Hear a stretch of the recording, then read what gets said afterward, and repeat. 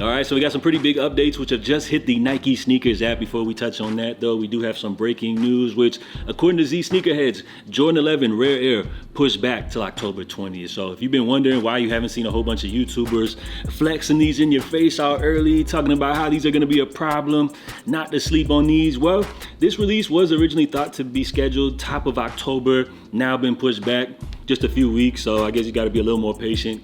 Now they're gonna be dropping on the 20th. So that's pretty much the case. Pushed back for a short amount of time. But when you talk about a sneaker like this, such as the Rare Air 11s, like, was there really a high demand for a shoe like this? When you talk about Jordan 11s, I think a lot of people gravitate to more of the like OG colorways, and these new versions, I think, are a tough sell. Plus, Rare Airs have been pretty plentiful all year as far as stock numbers for all of the Rare Air releases, from the 1s to the 3s to the 4s. And unless they were to like just shock us all and make this sneaker actually rare for the Rare Air series, I see this one as being a tough sell. More so than likely, you'll probably run into these at like the Nike outlet, a couple of weeks or so, or a month after the drop. So if you're a fan of this shoe, while I don't want to get things twisted, like, it's not a bad looking shoe, it's cool. It does have the pre-age elements, which some people like, others hate, but it's not a bad looking shoe overall. I just feel like it's a tough sell. And if they make a whole bunch of pairs of these, more so than likely, probably be able to get them on sale, which isn't necessarily a bad thing, because if you like this shoe, no headaches involved, cool, right? So Rare Air 11s, pushed back slightly, originally thought to drop top of the month. You guys can look forward to these dropping here on the 20th. Now, as far as these sneakers app updates, don't you guys hate when these apps do these updates? Like, for example, Apple with the iOS updates, it's like I can't even find my pictures no more, like, with all these updates. I always like to say, if it's not broke, like, why fix it, right? Why switch up a good thing? But as far as this latest sneakers app update, it's not nothing too crazy. It looks like they have updated kind of like the navigation bar, right?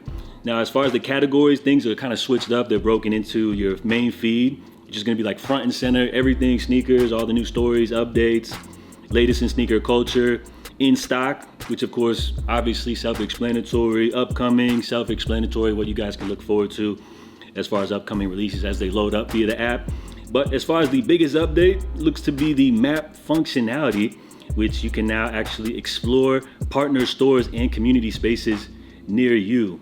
And according to Nike, this is your streetwear city guide. How cute. So as far as this update, right, you got a big old map. It's gonna have a whole bunch of red dots, which are official Nike retailers, from tier 0 retailers like Kith to your mom and pop stores. This is cool and everything, but of course for people like me down here in Key West, Florida, it doesn't matter. Like, this is not gonna affect us in any way. We don't have any of these type of opportunities. This is gonna be more so for like the big market locations. So New York seems to be the only location currently on the sneakers map, but I'm guessing we're gonna see a lot more big market cities pop up. Los Angeles, Chicago, the normal suspects. Maybe Miami will get some love on there. So this is cool or whatever. It might put you on the radar to some smaller locations, some of these mom and pop joints.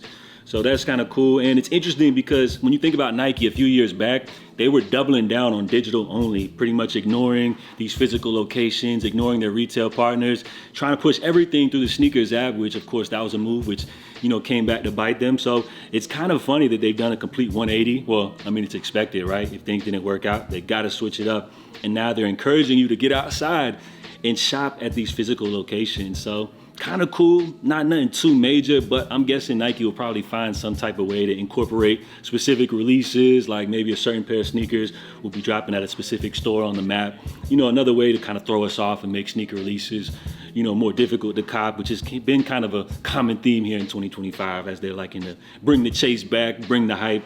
You guys know how it goes. So as far as these sneakers updates, nothing too major. The maps functionality is the biggest update. So let me know what y'all think about that one.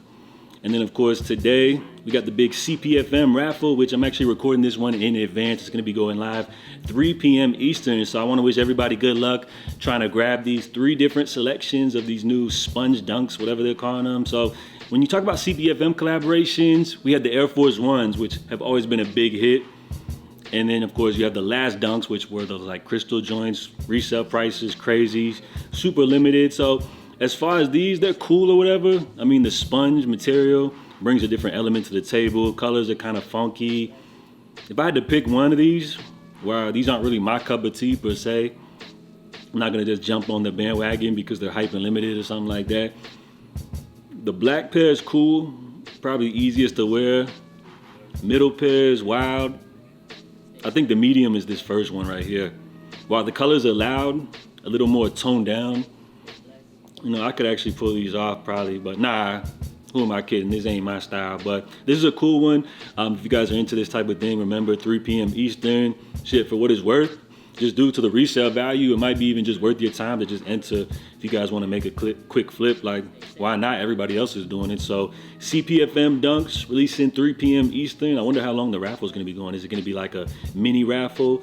Is it going to be available for 24 hours or longer?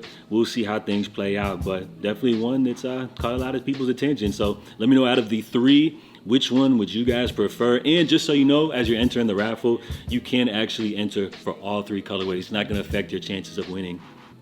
So you might as well just go for all 3 of them joints. So let me know which ones you guys rock with the most. And then lastly, before we bounce, Costco's Kirkland Signature Nike SB Holiday 2025. At first, when these images popped up on the net, everybody thought it was just like a joke, right?